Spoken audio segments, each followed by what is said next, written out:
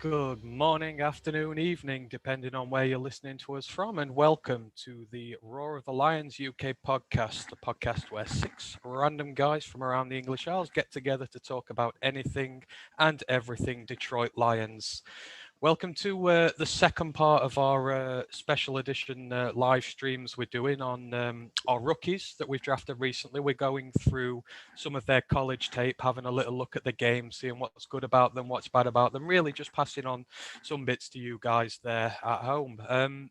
We did our first stream this morning on seventh round running back Jamar Jefferson. If you've not seen that yet, you can find it on our YouTube or Twitch channels, and all the links are up on our Twitter. But that one's in the past. As for now, we're going to be moving on to former Purdue and now Detroit Lions linebacker Derrick Barnes, who we took in round 4 of this year's draft. It was myself who did the analysis earlier for Jamar Jefferson, and for this one, our host Matthew Turner is going to be breaking down the film on Derrick Barnes, and I'll be adding my 2 cents worth every now and then, having a look, because this is a guy I really like as well. But I think the whole podcast are quite high on this guy. But anyhow, that's enough for me for now. I'm going to pass you over to Matt. We'll go through a little history about him, and then we'll dive straight into the tape. So over to you, Matt. All right, so Derrick Barnes, we traded up to get him. It cost a fourth and next year's, I think, fifth for this year's fourth and a seventh rounder. So we actually took an extra pick in return for getting him this year at the cost of a reasonable pick next year. He's an undersized, fast, pacey, strong linebacker, 6 foot, which on the RAS scale puts him at 2.77 in terms of height. But he's stocky at 238 pounds. 40-yard dash of 4.58, so that's a 9.12 on that RAS scale, means that he's a shifty sideline-to-sideline linebacker. He's also got an impressive 29 bench reps. So, this guy is fast and strong. Overall RAS is 8.42 if you do like the RAS. For Purdue, he played both stack linebacker at the Mike and in his first and final years, and in between was playing on the left and right ends. In terms of his college stats, he played in I can't count, 25, 33, 39 games. I don't think that's actually complete. This is from sportreference.com. It says 39 games. I think it might be slightly higher, but 159 solo tackles, 67 assists for 226 total tackles, 25 of which were a loss, 10.5 sacks, 1 interception, 3 passes defended, 2 forced fumbles, and 2 forced fumbles and a fumble recovery. In terms of the traits he's meant to exhibit, you've got people like Pro Football Reference saying that he's an underrated linebacker who's fast enough to be in zone coverage, strong enough to be good in run defense, wraps up when he's tackling, moves well laterally, gets out to the flanks, that sort of thing. In order to have a look at this in more detail, we've got tape from the 2019 game against Minnesota, and then we're going to finish up with a few highlights. Credit to Caddy's cut-ups for the Minnesota tape. I talked about them in the first pod, but just to reiterate, it's a subscription service to get all 22 tape on college players, so especially good around the draft time. It's between £1 and £15 per month. As you go up the sliding scales, you can actually request cut up for players on specific games, so they go and try and find this all 22 tape on a specific player if you want to pay. But for £1 a month, so what's that, $1.30 a month, you have complete access to their library of 20, 20, 21 and 22 and ahead potential draftees. So let's dive in to this first one. Find it. No, that's Jamar Jefferson against Cal. Why have I got that up? That is not what I wanted. We did that one earlier. Yeah, I don't know why that's up. Hang on. I don't know. You mentioned about the quality of this. I think the quality of the tape we got earlier was really good. Allowed me to do such a thorough analysis on him. I went back through it, and it was excellent. Let me just open the right thing. I thought I was prepared, and maybe I'm not. Player reviews. I haven't downloaded the bloody thing, that's why I can see it. Right, let me open it. Apologies for me being a complete arse. This is our first time ever doing these, so we are just working out a few kinks as we go along. But for the most part, we're getting there, aren't we? I know just a few things to look at as we go through. We've had some comments in the YouTube. Detroit Fanman said it's weird that he's undersized when he used to be a defensive end. It's very weird, but he was very successful. I mean, so his most successful season is the season in question that we've got here. It's the 2019 season. He had 7.5 of his 10.5 sacks in that year. Right, we've got the right video up. Let's share the screen so Ant can see what I'm looking at as well.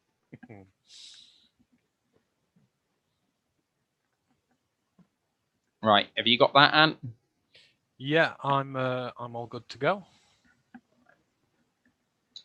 So this first play, he's at the right end. There's a nice little arrow which will tell you where he is every time. But for this play, at the right end, kind of lacks a little bit of power to get past the left tackle in this first play. Kind of gets popped by the tight end as well. And a good passing play over the middle. Gets a nice release, but just gets popped and doesn't really see it coming. I was about to say, he gets passed onto the tackle there, doesn't he? And just a bit difficult for him to get past those two at once. Yeah, pretty hard. One of these things as well was, so we looked at a running back earlier, and it's much easier, I think, to actually analyse what's going on there. You can see the holes and the gaps as they come about. Linebacker, I think it's been discussed before by lots of different people, PFF as well, especially, looking at what a linebacker has to do. So a linebacker has to be able to drop back into zone, blitz when needed, read the quarterback size, have a look and see who's crossing, shallow in their zone. If they're in zone or in man, they have to be able to keep up with potentially a running back or a wide receiver, or maybe they're, spying the quarterback, so they've got to be able to keep up with him too. What a linebacker has to do is so vast, and it makes analysing what they're doing actually very, very difficult, because you have no idea what their assignments are quite often. Obviously, he's playing end most of the time, so that's a bit easier in this video, but for the highlights, that'll be a bit harder. Okay, so for this one, it's lined up at right end, makes a nice outside in side step. Left tackle actually commits a little bit of holding, although I don't think the flag is actually thrown for that, but for something else. It's a nice outside in, little arm kind of comes across him, flag's thrown. You'll see it a bit easier on this vertical view.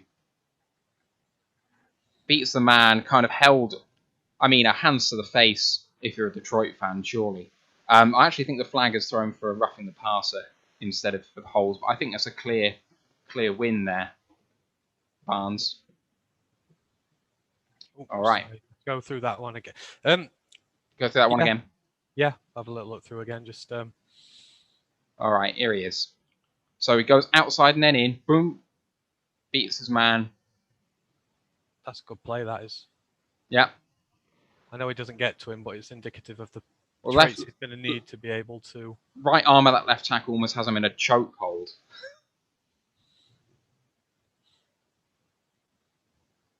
All right, lined up at the right end again. Sorry?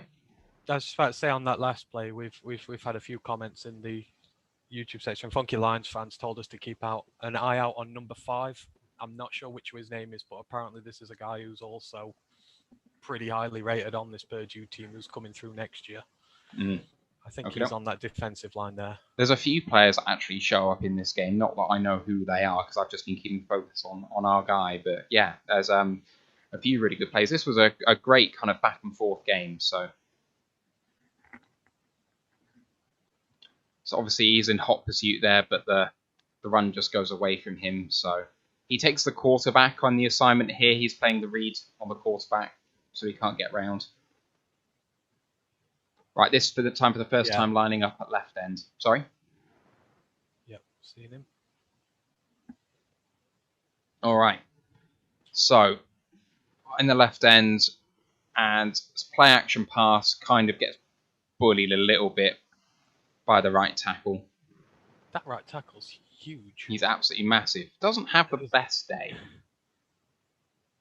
All right. Absolutely no way he's winning that one-on-one. Yeah. So I've got on here that he gets a good punch in for this rep, but nothing more really comes of it.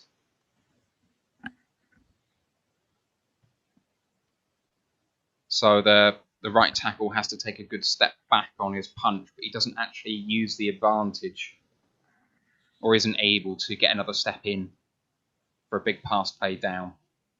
See, it's odd watching the tape of him on the edge because a lot of his obviously is coming back in from the inside linebacker position, where he's obviously done a lot in the last couple of years.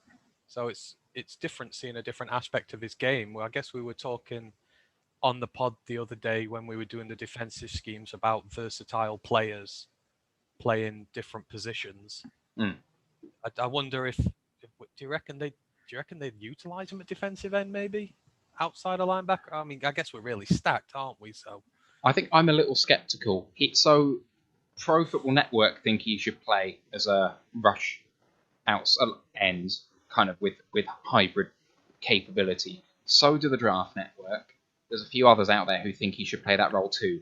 But he wants to play inside linebacker, and I think he can play there as a kind of a stunt. But I think the problem that kind of shows up in this game is that Minnesota have some big tackles, and they do bully him a little bit in this game. He has a couple of wins, but maybe not as many as you'd expect. And I kind of feel like when he's coming up against the big guys in the NFL every single week, even some of the lower end tackles, I think if it's anything more than a stunt, he's going to struggle. But we'll see. We'll see. All right, for this rep, he is lined up at the left end, and the left tackle is going to force him to the outside on a running play. Isn't able to make any inroads. big gap through the middle there. Yeah. All right, so another one on the left end, and the left tackle forces him outside again. The running back actually comes up the middle and then bounces out to the outside where Derrick Barnes is, and he loses sight of the running back and loses contain.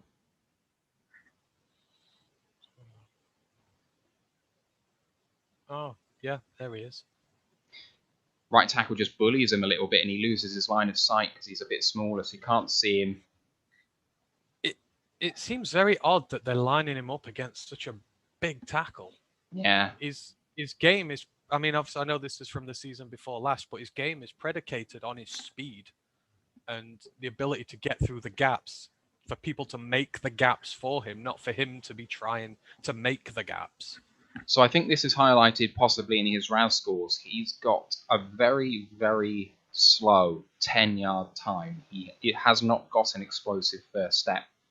But you'll see in some of the highlights that it really shows up that his 10-yard time is one of the slowest out there. His 20-yard time is one of the fastest. In between 10 and 20 yards, it's absolutely electric. But I don't think putting him on the line actually makes the best use of his skills. He needs to work in space a bit where he's got time to get up to top speed, which he does quite quickly, because to go from slow to quick in the space of that 10 yards is a big challenge. So, right, Brian, yes. sorry. So I was just about to say, Detroit Fanman's just made a good point here on YouTube. He said if he only played linebacker, outside linebacker, would he have flashed better on tape and therefore been drafted higher maybe? Have people been seeing this attempt at defensive end and him struggling there, and has this resulted maybe in him not getting drafted as higher as he possibly could have been? Possibly. I've not seen enough tape of him actually play at Mike, so I can't. It's hard to say. He kind of goes and drops into zone a couple of times in this game, and looks like he's going to play fine there. The interception he had, which you will see in the highlight. Sorry, I cut out the highlights because he drops into his zone. The quarterback just throws straight at him. He doesn't actually have to do anything for it. I think he probably projects best as an inside linebacker. That's where he wants to play too.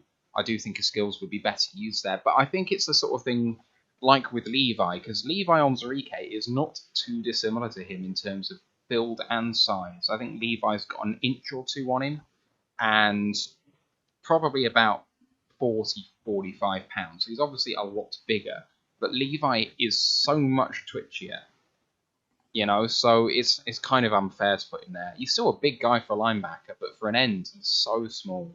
In answer to the question, I do think that's affected his draft stock, but Purdue don't have a huge amount of athletic guys. They wanted to have someone on that line who's an excellent tackler, and Barnes is an excellent tackler. and that shows up on this tape.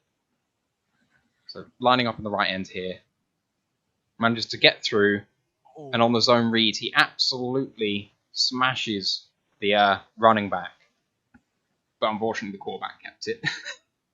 I was about to say, the running back, that was a good play from the running back there. He sold it very well. But I think he has to take the running back. If he doesn't, it's going to be a walking touchdown. But it is promising to see that penetration through the line from a defensive end position. Yeah, I think it's by design, though, because they're obviously reading with the quarterback actually going to run, so the blocker vacates to block for the QB up the field. But you can see the pace on show. So, all right, where are we? 2-11. Right end, he gets held by the left tackle and just misses the sweep. So you can see already at the top, the wide receiver's on his way already. Yep. So he gets held a little bit and just misses out on the tackle. This will show up hopefully quite clearly. So he's just on the third in on the left-hand side here. Beats his man, held. It's questionable as to whether it's a flag or not, but there's a definite hold. All right, lining up here. Sorry? I'm questioning this, these schemes, putting him on these guys, because it's very hard for him to get separation from them. If they get a hand on him, just the sheer size of him alone just will delay him too much to get outside. You'd think they'd put him a little further out wide, wouldn't you? Yeah, maybe to try and get him around the back, especially, like I say, when we see the tape of him at linebacker, there's the pure speed he gets when he's going. He can hunt down really quickly. The thing is that, this is a season where he got 7.5 sacks on the year. So I think it's one of those things where he's got enough skills to beat down the weaker teams. But, Minnesota is not one of them. They're not world beaters, especially on the offensive line, but they're big guys. And, they're going to lose against big athletic ends. But Barnes isn't an end. He really isn't. And that shows up. Right, where are we? 2:28. So playing at left end. I actually think he's Leo here, second in on the right-hand side. And goal line play doesn't make an impact on this one. Taking him for the touchdown. Just kind of a non-factor. All right, lining up on the left end here.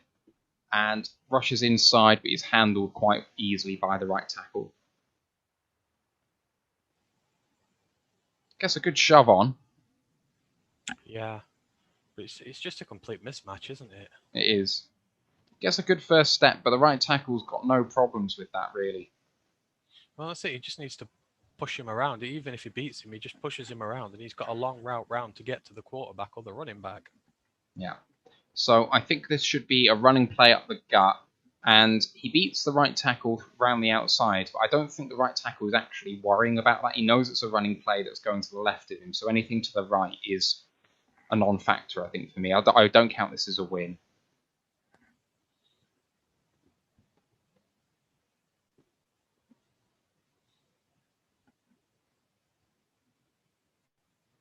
Might be. I do like the short-term agility there he uses to get round. He's very quick. He's very quick. He's round him and he's gone. And that's one of the things that really struck out to me on tape. It's his speed. Like we were saying with Jamar Jefferson, how he uses his vision to get the lines and he bursts through it. Well, Barnes does it the other way around. He uses it with the defensive line. He obviously looks for the holes there. He sees where the running backs are coming, and he's through and he's on them like lightning. Yeah. It's just something we've not had in Detroit for years now. These lightning fast linebackers who are able to get into the backfield to stop some of these plays happening. So with this one, he's lined up at the right end. The left tackle is going to vacate and actually move inside. There's going to be a sweeping receiver, the slot receiver at the top, who's going to sweep, and Barnes is going to take him out. Or the slot guy is going to take him out. Oh. Yeah. Bit of pushing and shoving afterwards. But he's coming down like a freight train. That's a well-designed play, that. But, I mean... It is, but even then he gets sacked, so... Given his size and stature, I mean, again, these guys running at him, they've already got a head start on him. It just... Feels slightly unfair. Do you reckon this was his year before he went to linebacker? So obviously they must have seen what was going on in terms and switched it round, I guess. And I suppose this is why, because he can't use his greatest assets to his advantage from the end, really, can he? But I think it's one of those things. I think that if they wanted to make him look effective, they'd played him on the edge against the weaker teams and against linebacker and against the better teams. But I don't think you can afford to make that sort of rotation. It's if they take him away from the edge, who are they going to play there? He must be, a starter for a reason, and they probably don't have a reasonable player to sub him with, to be honest. Yeah. Sometimes at college, you're forced to do things you don't really want to do. Right, he's lined up as right end here, and the left tackle's going to force him inside.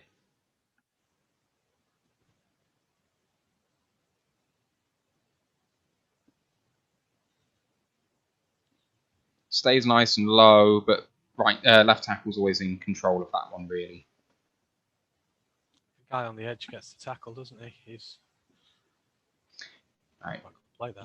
Similarly ineffective in this play as well.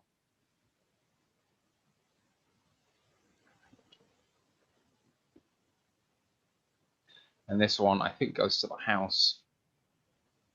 Yeah, so tries to go outside, little shimmy, but the left tackle has that control all the way through.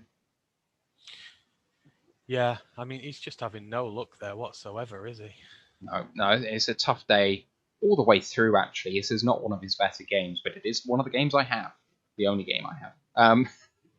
Right, so he goes... No, I mean, we have to show all facets of the game. We did with Jefferson. You have to highlight where he struggles as well, because we guess he's going to be asked to be playing more than one position. He's Absolutely. not just an out-and-out linebacker for the Lions, but I feel with the 3-4 system, with the guys we've got there now, I mean, there's going to be opportunities to play him at outside linebacker and have success with him. He is going to play at outside linebacker for some snaps this year. You can guarantee that. But all right. Sorry, go on. No, you go ahead. We'll chat as we go. I was just about to say, I think it's inside linebacker. I'm looking forward to seeing him at most. I think he really needs to be given a go there. I think you got a big guy like McNeil up front. That's going to do a lot of damage this year. He's going to carve out a lot of good running routes for guys like Barnes to go through, and I think we're going to see a lot of success with that. I mean, it'd be nice to, wouldn't it? Because we've just not had that in recent years, as we've said. But we'll carry it on. No, absolutely not. Yeah, right. So he's lined up at right end here, and he's up against double team. He's going to try bull rush, and he's not entirely unsuccessful. He gets a little bit of a shove on, but not enough. Which side was he on that time? Right end. I think versus a double team, especially against that bigger left tackle, he does well. Got the left tackle and the tight end, and he does make inroads into that pocket. And that's it. You can see the competitiveness is there, the willing and the desire to get at him. And I think that's, well, obviously everyone has to have that, but it's what you want to see as a base minimum. I mean, if he can't win, you still want to see him at least trying to win the play. Absolutely. I mean, as we saw with the Oregon State front line earlier, just so many of them gave up on plays. You won't see that from Barnes. He has a motor, an absolute motor. If anything, he gets better through a game.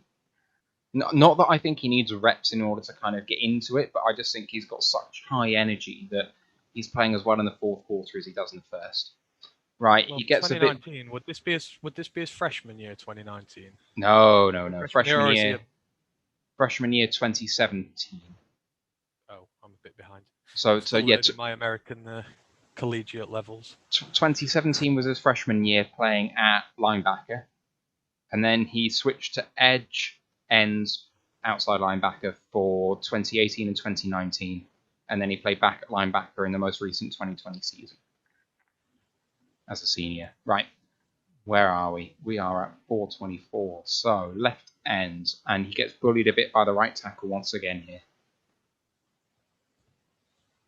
Tries to come inside, but just handled, and also the running back actually comes in outside him, which I don't think should happen really. There we go. So here he is. So left end again. He goes inside, doesn't he? Yeah. Anticipating a run up the middle. And he makes the same mistake here as well. He's moved inside and vacates and makes a big hole. Oh, no, I'm reading the wrong note then. No, he's taken out by the running back again. Yeah. I'll say one thing. They provide really good protection in the backfield for this quarterback. Yes. I know he's been sacked a few times, but we've seen several examples now of them absolutely shielding him, especially in Barnes' case. So my note here was completely different. I said he takes on a good block, which helps with getting a tackle for a loss. So I was reading the wrong thing entirely. So there's a double tackle there. With a number of people that are in there, he kind of plugs the gaps. In fairness, if you look at that mismatch there, if you could take it back a bit, the guy who he tackles, he holds him up, and because he's trying to obviously create some room on the outside. Yeah. I think it's 78 there on the right tackle. Is it the right tackle? No, they double team up, and it's the left guard that comes up trying to create room there. Yeah. And he holds him up. He holds his own. So I mean, I guess that goes down as a win. Well, Christo's competitive toughness. If he's been playing against much bigger tackles and ends, he'll have that competitive fight in him as well because he'll be used to having to fight off bigger guys. Yeah. So right. Yeah. So this is his best play of the game, and I actually took it out of the highlight reel because I think we're going to see it here. Did I keep it? I might have kept it in. He's going to bull rush the right tackle, and as we've seen, the right tackle much bigger than him and handled him well all game so far. But he bull rushes the right tackle before pushing the right guard into the quarterback for a sack. Good push. Oh, look at that. 1, 2. It's absolutely lovely. Good leverage. Uses his size. Gets underneath him. So that's the critical thing. Get underneath. It's an absolutely lovely play. I want to see it again because I'm not going to see too many better reps in this video. Well, we're trying to highlight his versatility. If in cases like this, there is a tackle, there is a weakness there, and he can be utilized against him with his speed and bullying him back. Because there are lots of bad right tackles in the NFL, in fairness. Yeah. It's not the strongest class. So just drives into him and then manages to get to the right guard. He's got no chance. That twitch throws him off as well. To see the little stutter step, the tackle's no idea and loses his footing. Yeah. I do like that. I do really like that. So ineffective from right end here, just kind of bottled up in the middle and then goes for a big gain.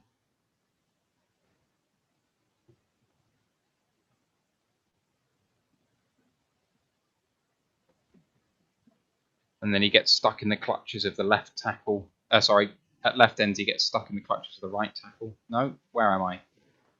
523. Right end, clenched by left tackle. I was right first time. Yeah, that's just not fair. That's just a matchup he's going to lose 100 times out of 100. Yeah. He needs to use his speed, and yet he really likes bull rush. I was just looking at that gap that appears between the tackle and the guard then and wondering if he could not have twitched in between that. I guess, obviously, it's a little while ago, so his game's going to have improved since then. But yeah, I think there was definitely an opportunity for him to maybe get inside there and get into the backfield. But again, these guys are not polished yet, especially fourth round. There's going to be a few inconsistencies in the game that they need to deal with. But yeah, absolutely. On the whole, he's doing a decent job against some of these bigger guys. Absolutely. He's always going to be at a disadvantage, so he has to find a way to win. Here, he has another loss in the left end. He's going to get bullied by the right tackle once again.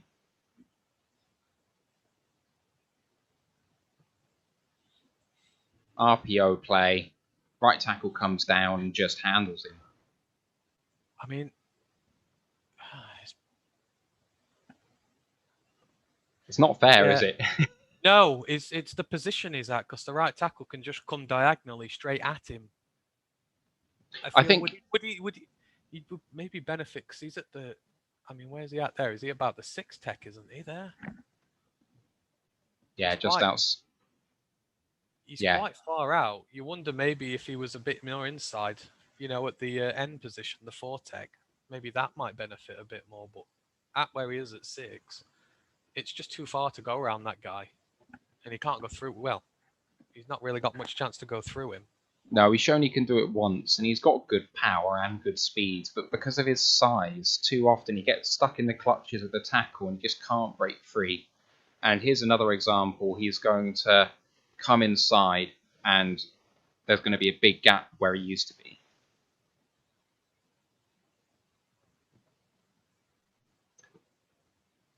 But it's going to be taken to the house on the RPO instead.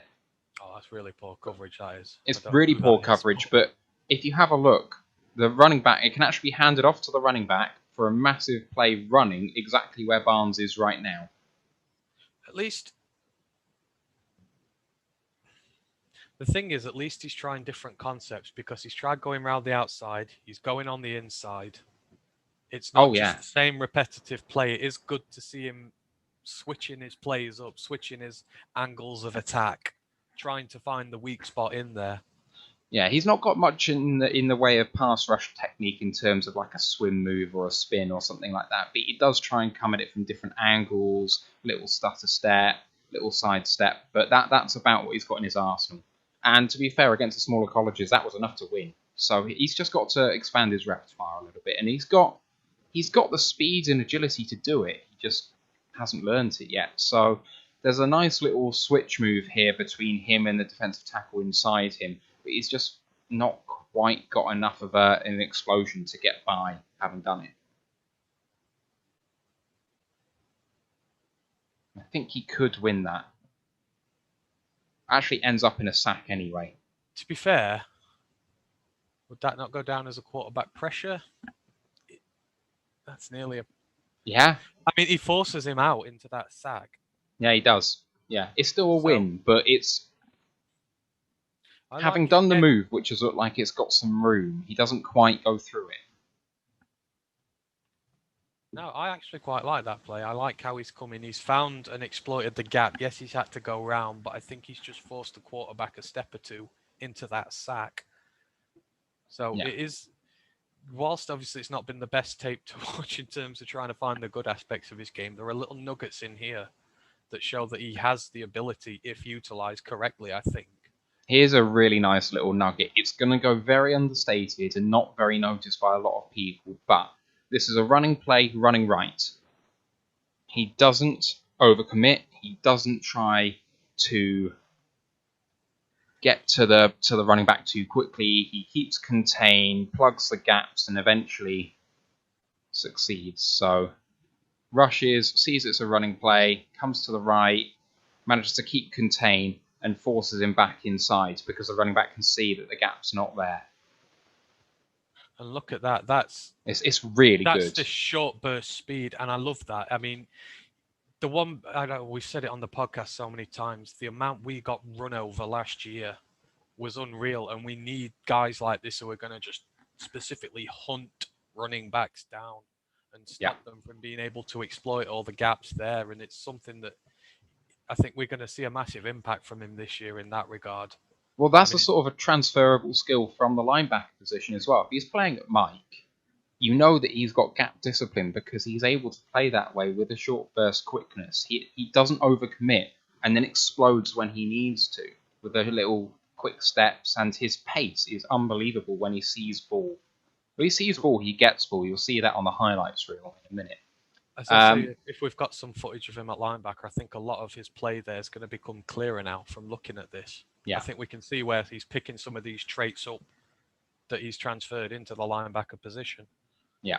So lined up at left end again here. He tries that switch move again with the defensive tackle. It's actually handled quite well by the right guard and centre. He kind of runs into a double team a bit.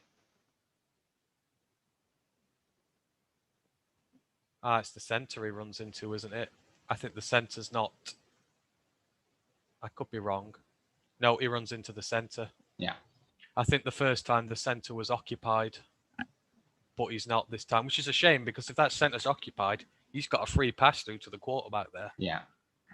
So here he gets a good punch in against the right tackle, and he gets the quarterback just after he's thrown, so he's milliseconds away here.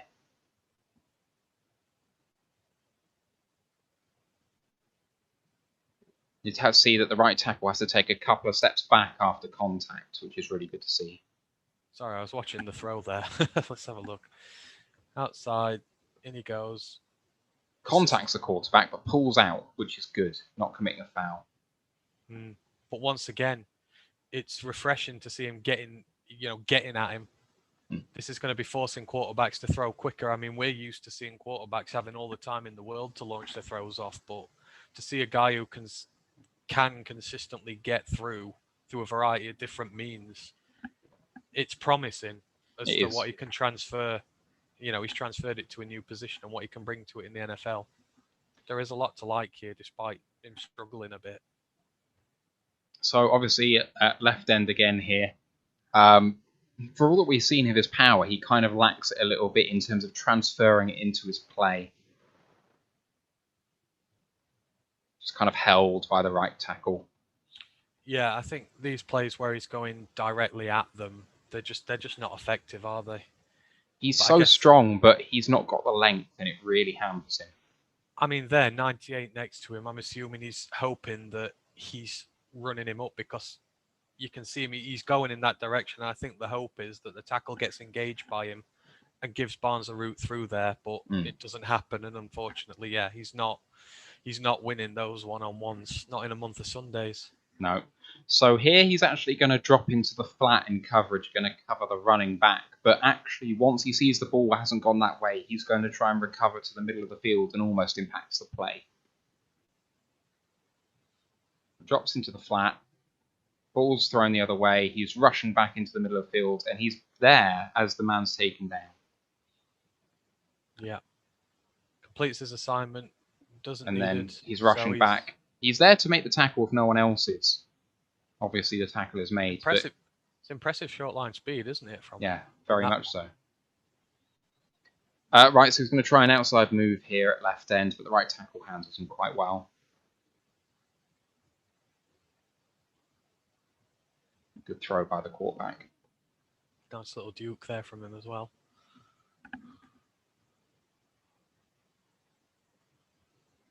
See, he's there. He's trying to get underneath. This tackle's having a decent game against him.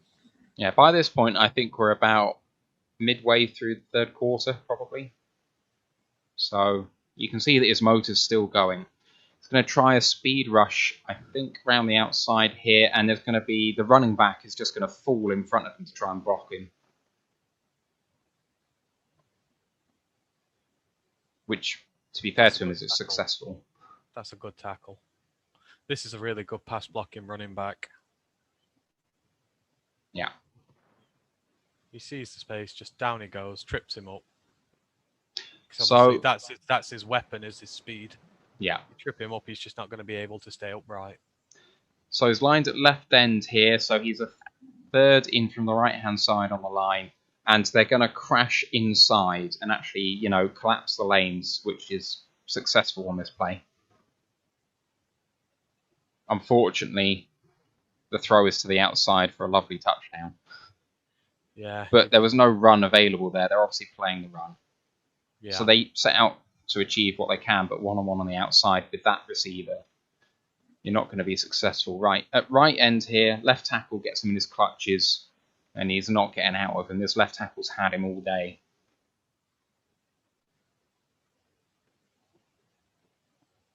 Yeah. Lovely throw down the middle. Down the seam. It is noticeable how they've played him primarily at left end away from that tackle, isn't it? Because he has had a modicum of success against the right tackle. Absolutely. So he plays at both ends. He played a lot at both ends throughout the season. But in this game, prior to this snap at right end, he played 11 consecutive snaps at left end. So you're exactly right. On this next one, though, he's at the Rio position, right end outside. I think that is. It's probably not, but he's outside the right end in a 3-4 formation, which they don't play a lot. But when they do play the 3-4, he ends up being on that sort of outside position. It kind of is still about the 7 tech, maybe ish. Right. Yeah, I feel like that's probably the better place to play him, but I'll probably get shut down now by this play. So Yeah, unfortunately so. He gets blocked inside and then gets beaten outside on a run.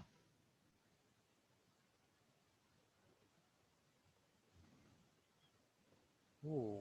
Yeah. That's surprising. Yeah, I'm surprised he didn't go outside there. I'm wondering why he went in, because the running back was lined up on the quarterback's right. He was obviously coming across to get it.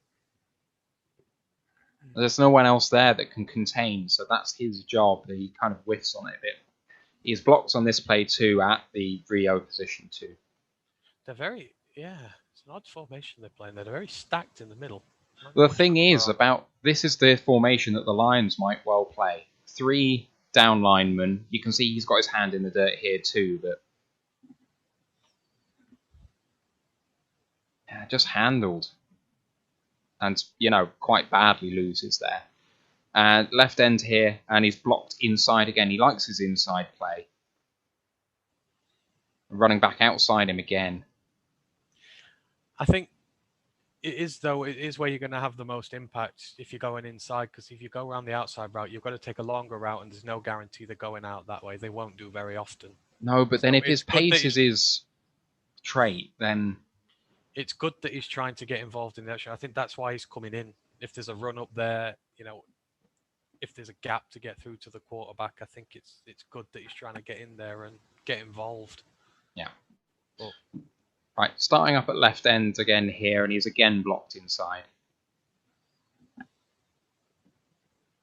So it's the running play, and they're trying to shore up that gut, aren't they? There you go. Just crowd it, because that's where he's going. Hopefully the linebacker's in there to prevent any major damage. Yeah, so now at the Leo, so they've got the 3 linemen. He's standing up outside where the left end would be. And he's again blocked on this play by that right tackle.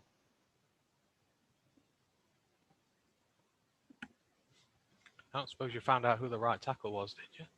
No, I didn't. But the right tackle has an up and down day against him. Obviously, he had the success for the sack. The left tackle's the far more impressive player for Minnesota. Yeah. Right, 10-16.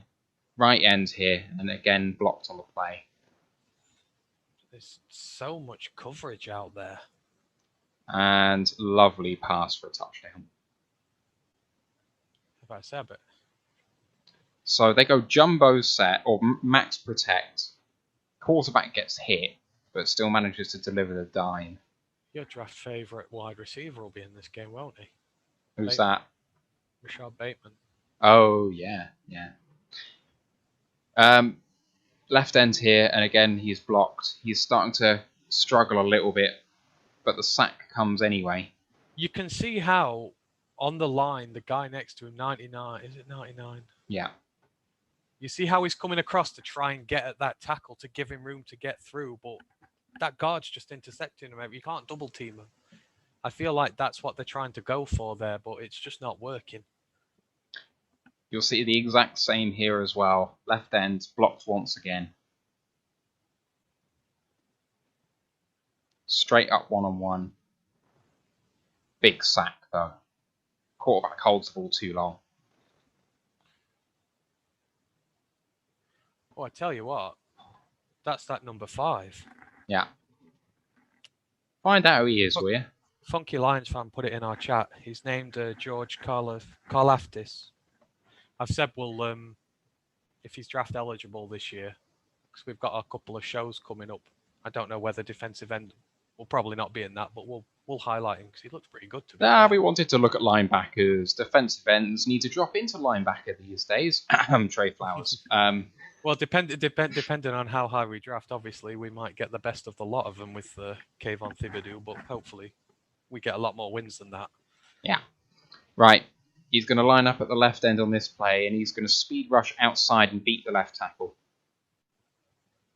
I quite want to look at that number 5 now. That was a really good play. He hit the quarterback hard. But yeah, and the spin motion he's got. And he's round again. He's beaten the guy again coming in from the right. I'm looking at the wrong guy. Let's focus on Barnes again. Right. Right end. Detroit. That's Detroit fan man's fault. He's put me on him. Oh no, hang on. Funky lines. No, both of them. I blame you both, but thanks. Right. He tries the bull rush again here against that left tackle, and the left tackle anchors very well, doesn't give anything up here. It's a good effort. You can see he's kind of rocking back a little bit, but he's not beating him. No, I feel like the bull rush is not really his thing, unless he's going against an undersized running back or something like that. I feel like he shouldn't really be bull rushing against NFL standard tackles, at least anyhow. I think he just needs to use his small size, strange as it sounds, to his advantage. He needs to get some sort of hand to get play. them off their feet. Yeah, get them off their feet. If he can get low, make sure that he kind of bats hands away so he's not kind of just held far away from his body and just extend into him. He could do it, but he doesn't leverage his size. All right, blocked at left end on this play. Not getting through that. No.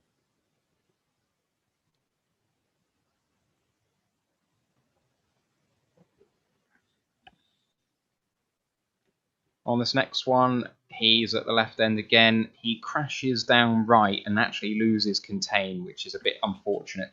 Same thing again, though. The running back's lined up to the left-hand side of the quarterback. So if it is going to be a run, if it is a draw play, he's going to be running in his direction. But instead, he still crashes inside. Thing is, they've got the tight end lined up out there as well, so they're actively preventing him from getting round. You see how he's just crouched in there behind the right tackle? Yeah. So Barnes can't go on the outside. They're forcing him inwards into that crowd. Yeah. Blocks again well here at left end on this play.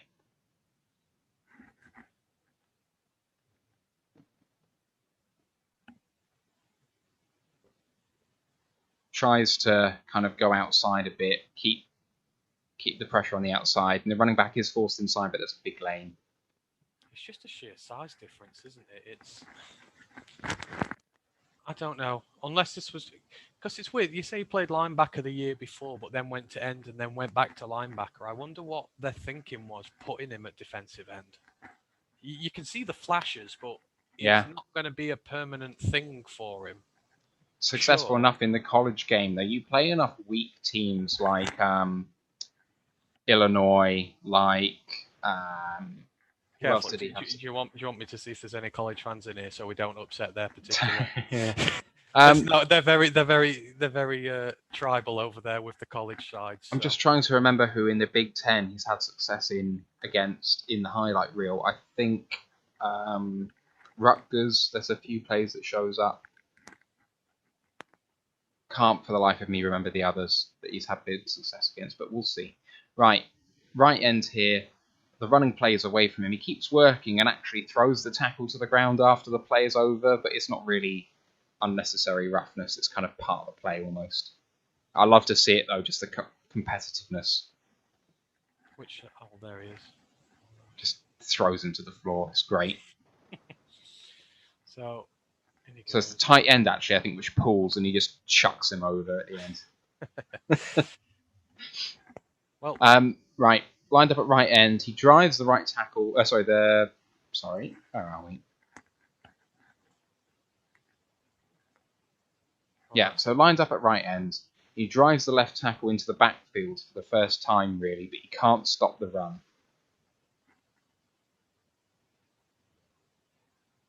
I think that's actually the left tackle kind of marshalling him. In fairness, he forces him inside, though, there. Because there is a big patch. I mean, look at him. He's going out. Wait, hang on. Got to Duke inside. And he runs straight into the crowd. So, that's actually not a bad play. It's a win. Right, with this one, he gets a good rush on, but he still can't quite get the penetration from right end. Good rush. Has a little impact. There is a sack.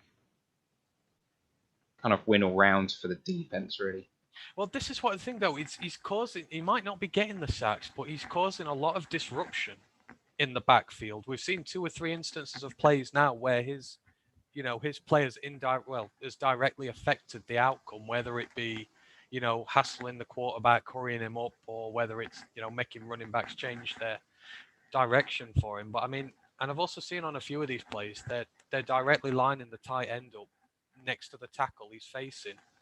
I think there's a conscientious thing there that they're trying to stop him getting outside and using that speed, because it nearly always is the tight ends lining up against him as well as that monster tackle. Yeah, he is a monster tackle too. Right, he's in the Leo here. So 3 down linemen, he's stood up on the left-hand side. And he keeps contain here. Forces him back inside. It's a good rep.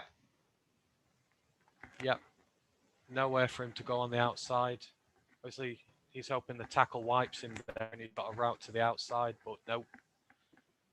Right. Got to go back. For the second time here, he drops into a zone. Nothing comes of it, but he's at left end here and drops inside.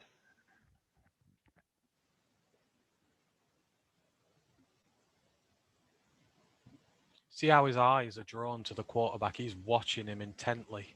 Yeah. I mean, you watch, here he goes. He's looking, he's looking, he's looking. His eyes don't leave.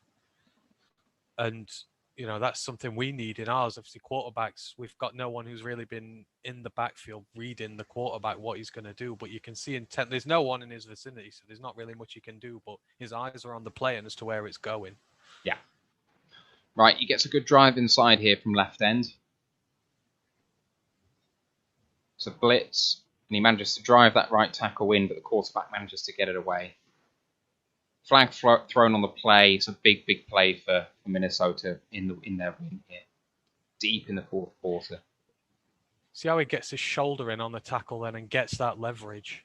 Yeah. He's not done it before. He gets held up on others, but because he's taken a little bit of a longer run at him, he's got the leverage on him there. Right ends, and he's blocked inside here. Kind of bullied a little bit there. Not the best. He's driven back and driven back. He's all the way back at the line to gain at the end of the rep here. So this is one of his worst reps. Loses a bit of balance and just driven all the way back by 42. Yeah. You're going to lose some, though. You're not going to win every rep, I guess, are you? There's not many instances of that. No, unfortunately, this next rep is his worst. So back-to-back poor plays. He actually gets pancaked here by the right tackle at right end.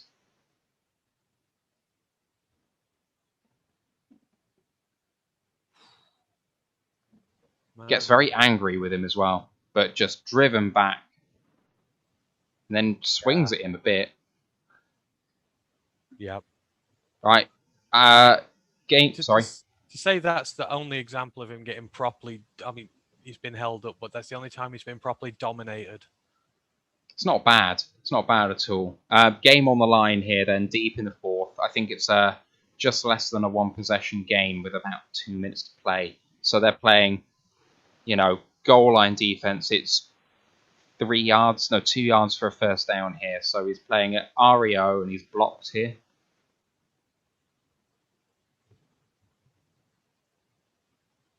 And get the first down. I think one more first down kills the game after this.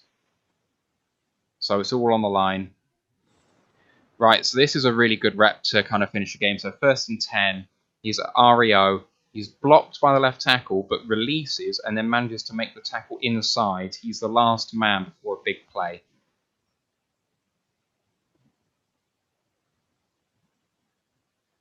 If he doesn't make that, it's game over.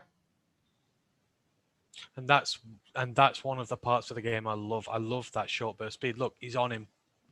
Guy doesn't get 2 yards before he's, like you say, he's released from the tackle. He's seen where the guy's going and he's on him in a flash. Yeah. And right, I think when we see his highlights, we'll probably see a lot more examples of that. Yeah. Right, this is the last one from this game, last play. So REO here, he tries the bull rush once again, but he's blocked. Running back goes into the melee, but they get behind him and drive him like a rugby scrum for a first down, and that's the game.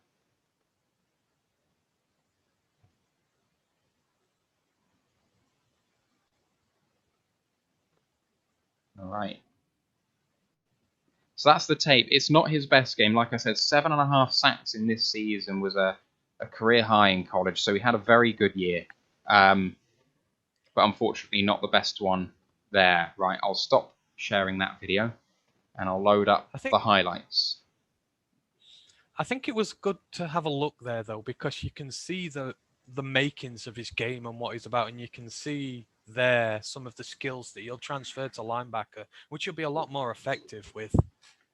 He's got an arsenal of moves and routes to try and get through. He's still very strong, and especially if he's coming in from the linebacker position, the momentum he gets will mean he can put a lot more force into tackles. Yeah. And I can kind of see some of what he's about now, so it was good to go through it, but shame on Purdue for trying to play him as a defensive end. That just wasn't very nice to him. It wasn't, but it had some success. Right, so first game, Boston College ranked team, Purdue 0-3, Boston College 3-0. Purdue up quite a bit, 3rd and 9, so 3rd and long, and he's playing at the right end here, so at the top, and lovely swim move for a sack. Sorry, I've got the audio for this. I couldn't remove it in time.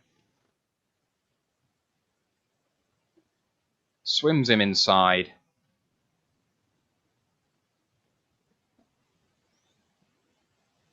I'll see it again on the replay. That's lovely. Love it. Well, I suppose the only thing I'd say there is the quarterback's held on to that far too long. Yeah. Oh, yeah. Absolutely. But he beats him outside a little bit and then actually swims back inside. It's really impressive, especially against a team as good as Boston College. Yeah, I think you take that play in a couple of bits. You appreciate the technique. You see he's got the ability to win against those guys on the outside. But you also do have to factor in that the quarterback did hold it a while. But yeah, any sack is a good sack. Next one is probably my favorite rep. So this is at Minnesota, different game. He's playing at the mic, and he reads run, and it's a matter of see ball, get ball. Very fast. I've muted the audio here, but at the mic, and he just explodes. Now look at that. Now this is what I'm looking forward to seeing with Barnes and McNeil. You look at I think there's a nose in there, isn't there? The nose creates the room for him to get through to the running back. Yeah. If I'm reading this play right, and yeah, that's definitely what I'm looking forward to seeing here. So nose goes up, keeps the guy there, gap appears, bang. And this is my favorite part of his game. He identifies very quickly. I think he knows it's not a trick play. He can tell the running back's got it. He sees the gap and bang, he's in there. I absolutely love this thing about him. Yeah, so he is lined up. I'm going to start annotating this. He's lined up there at left end, and this is going to be a sack. He looks to be tackled by the running back, I think. The running back kind of gets him down to a knee, but he actually manages to recover very quickly up and hit the quarterback. It's a really good play. So in he goes. Gaps there. He's seen it. It's kind of funny, this play, really. So the running back kind of ducks down, hits him, but he manages to recover very quickly. And I think this is where it's important to note his time as a defensive end. Obviously, it's not the greatest footage in the world we've seen, but I think that toughness that's come with being up against bigger, beefier guys, I think this is what's transferred through into the linebacker position. Now, if he gets hit, he can get back up because he's used to, having to deal with forceful contact like that. Yeah. Right, so in the pistol, Vanderbilt, our guys at left end, and this is going to be a tackle for a loss. He reads the RPO run to a T.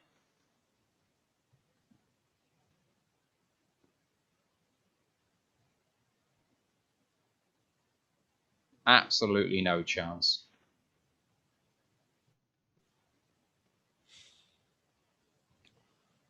There he goes. He even gets a stiff arm and gets through that. Yeah, terrific rep. Right, our boy this time is at the Leo, down here. And he's going to get a sack. This is actually the one we saw earlier. that I didn't delete against Minnesota. So at the Leo, drives the right tackle, then manages to push the right guard into the quarterback. Worth watching again, but gets the angle and hits the quarterback, which is great. We've seen that before, so I'll move swiftly on. Sorry, Detroit fan man's just left us a nice comment. As Chris Spielman says, the bigger the pants of the lineman, the better the play of the linebacker. I think affecting that the bigger the guy, the bigger the holes he's going to create there. And I think, yeah, I think he's right in a way. And Chris Spielman knows what he's talking about when it comes to good linebacker play, doesn't he? So he does. Right, he's against the ranked Wisconsin team, 12th, and they're 8-2, so they're no mugs. This season in particular. He's at left end, so he's down here. He's right opposite the right tackle, I think. He is, and he's going to bull rush the right tackle, who I assume is no slouch for a ranked team. And he actually manages to force a fumble on the quarterback. They don't end up recovering, but this is a really great rep. I think he knocks it free with his helmet.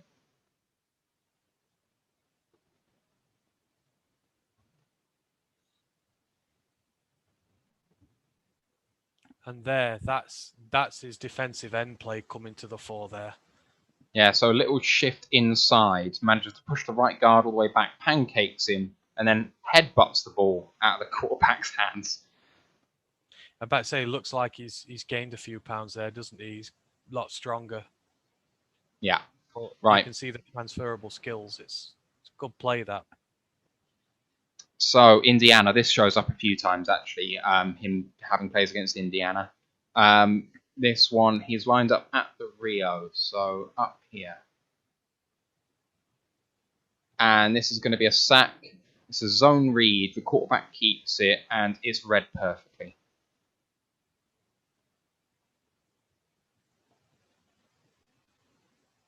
Just a lovely play. I didn't even see him come through on that one. Where is he? 55. Yeah. I guess it's maybe a bit of a blown tackle there, but still, you've got to find the gaps. And again, he just seems to be a natural at finding the gaps. Yeah, he is. I mean, I think he's showing us everything that we saw in the Minnesota game. He's just getting a bit luckier. I think that's all it is sometimes, is getting your opportunities. So. Well, and that's it. He's got guys making some of the holes for him as well, rather than every play having to go up against a massive tackle. He's getting just that little bit of help against the big guys. And once he's got the momentum, he's really difficult to stop. Yeah, he is. All right, Northwestern. So back-to-back plays from the same game here. So Northwestern ranked team 3-0. So they've had a good start to the year. Obviously, they're backed up at their own 2-yard line. He is the left mid linebacker. So he is this cheeky chap here in the middle. He's going to read the run for a tackle for a loss right through the middle. Obvious running situation. They've gone heavy set with 7 guys on the line. So suspected run play. Only 6 guys in the box. So you'd think that a running play was the thing that's going to happen. But he sees the gap and explodes through it for a 1-yard loss. Look at that. It's just so refreshing to see. It's terrific play by the line in general to open up the gap for him. And that's the thing. If we can even begin to even unlock a little bit of the potential here, this is just something the Lions haven't had for a few years now. Just that outright blitz guy who is clever enough to pick up the play and just to make his move. And his tackling ability is really good. No broken tackles, no missed tackles. Once he gets them, he brings them down. Yeah, so he's a left mid linebacker here, as highlighted. He reads the run, and he's exploding towards the ball for a tackle for a loss. I'll roll that. He's already off. Gap again, yeah. He sees the gap between the advancing tight end and the tackle. He's just quicker than them. Yeah, and he's gone. And that's against Northwestern, who they're no mugs. Northwestern. Right. Rutgers. Potentially mugs. Not that great. They beat Michigan State last year. Oh, Michigan. Michigan State wouldn't be so. No, I think it was the Wolverines they beat. Right, there are no plays on his highlight reel against Michigan State, I will say that. Right, left mid linebacker here, and sideline pursuit for a tackle for a loss. So he is going to go all the way out here, showing his sideline to sideline ability. So running play to the right, and he's exploding through the gap, and he is off.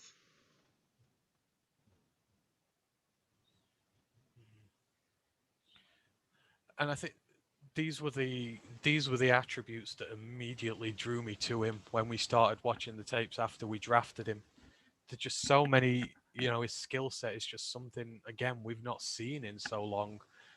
Our secondary speed has been poor for the most part. It's tracking, getting tackles for loss, getting in the backfield. These are all things that he excels at. And it's going to be so nice to hopefully be able to see him put this into action this year if he can transfer it to the NFL. And there's no reason he can't. Yeah, absolutely. He's a very clever player. Right, again against Indiana here. It is a 4th and 9 from the 31. So I think they don't have any faith that that kicker can make a field goal here. We're in the third quarter, quite deep into it, so low-scoring game. So they're going for it and gambling a bit. He's the left mid linebacker here, so there's only a 3-man rush, and he's going to drop into coverage around about the line to gain. And then when he sees the quarterback take off, he's going to explode down to the bottom of the screen and make the tackle to stop the scramble on 4th down.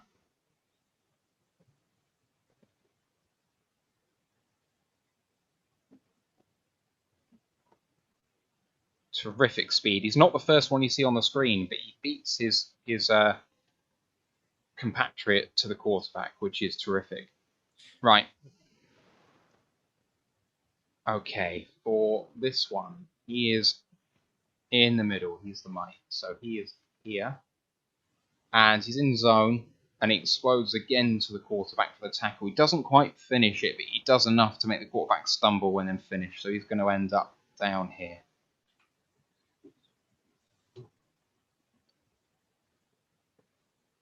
So he's actually spying the quarterback here. Look at that. And spins him round. It's not quite a sack. But it's enough. It's enough, especially on 3rd down. All right, last two. Same game against Rutgers once again. Here he's the mid linebacker. You can see him talking to his guys in the center of the field. Just here. He again is going to be playing zone coverage, and he stops the dump off on 3rd and short.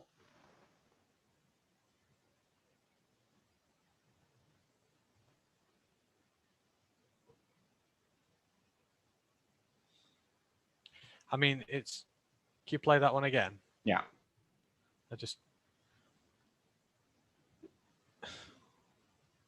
So, I mean, you see him there. Look, he's looking, and then he's in. Yeah, you can see the running back peel off. And like you said, he spies. He gets in the right positions in the field, and the second that pass is thrown, he's not even got to the running back, and he's on him. He's not waiting. He's going to give him no time on the ball whatsoever. And it's just brilliant to see. Again, we just don't get that. We've not had that in recent years. Guys who just are not capable of doing this. No. Which is why it's just such an exciting prospect for us. Oh, right. So in this play, the video doesn't quite start in time, but he's a mid linebacker here, and he's in man coverage.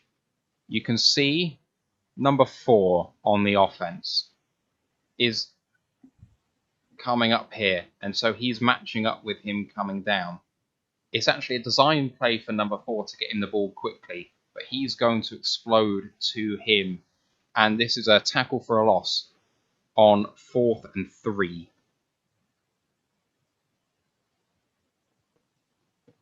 It's got absolutely no chance.